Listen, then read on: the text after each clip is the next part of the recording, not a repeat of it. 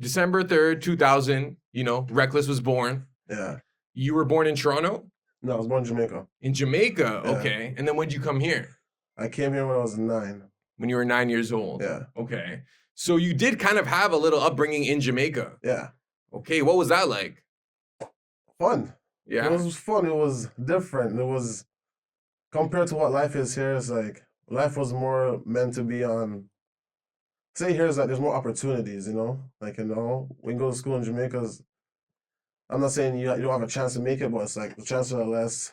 Like, life is hard, so like you're gonna start focusing on family more. Just really, people just live. Like, people just live in there. Like, it's not like they work super hard to pay bills. They don't, like, they make their own food. You cook. I come from the countryside, so I come from the side of like my mom, watching my mom cutting off chicken head and like boiling that shit and like just say plucking the feathers and then going to market selling that with yam and cocoa and like making dumpling and stuff like that. So that's where I come from. Wow. So it's a different lifestyle here compared to what I like know. Yeah, I was gonna ask. So when you arrived to Canada at 9 years old, is there a little bit of culture shock? Do you go straight to M&E? No. First, actually, when I first moved to Canada, I actually lived in Malvern. I lived in 110 in Prehab for like the first 2-3 years of my life. Then I moved to M&E for basically the rest of my life. Yeah. So what was the culture shock like? Because I'm sure you're going to school, you're seeing a lot of diverse faces, and my first instinct, I'm not gonna lie to you. Listen, my mom told I got foreign, so she told me we're going to foreign.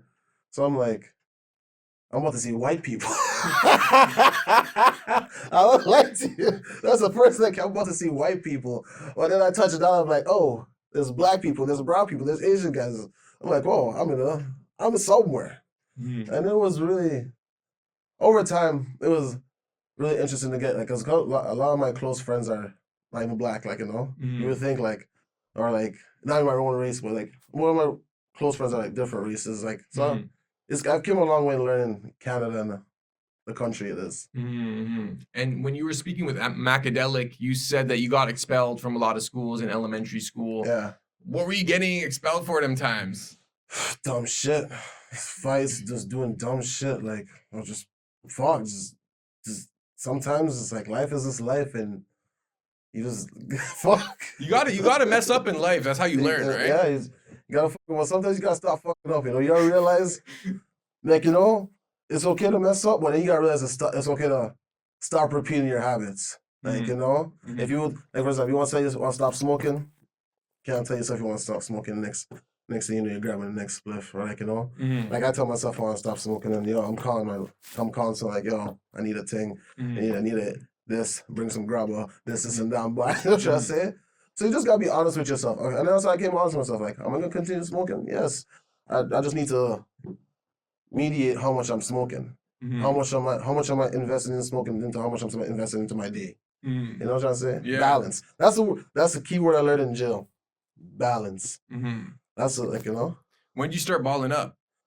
Shit, bad reasons, like friends passing, like just I don't really a friend passing, and he was like, I guess, or a big influence in my life, So like growing up with him and then seeing him go, like that's when I first started smoking, and then that plus life and growing as an adult and just having responsibilities. Shit, like, and sometimes that spliff actually doesn't even do shit. I'm lying to you.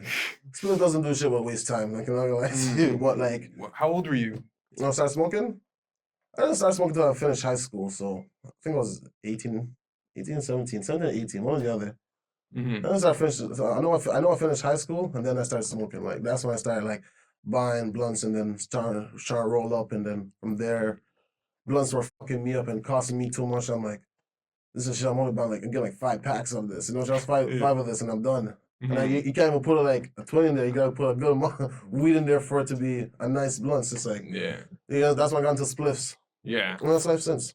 Okay, so you mentioned high school. I know you went to Laurier and you went to Cedarbrae. Yeah. How would you compare your experience at Laurier versus Cedarbrae? Laurier, I would say has a lot more opportunity for kids compared to Cedarbrae. Because Cedarbrae at the time, I don't know if it's different now, but Cedar at the time, like, if you, like, if you had bad grades, like from the like say because there's 2 semesters. Mhm. If you failed a class from the previous semester, that means you couldn't play a sport in this semester, Oh, which wow. sucked. Like Yeah. like for like so I seen there's a lot of kids who are talented, like who probably want to do something in his life besides like being in the street shit. Mhm. But because of their grades and obviously like the way teachers deal with you is a little different. I feel like there's a little bit more help at Laurier. Mhm. But at the same time, I feel like there's a little bit more whitewashing Laurier compared to like Cedarbrae. Cedarbrae, we had my first couple of days and there was the cops had their own office in there. So so school was one of a kind.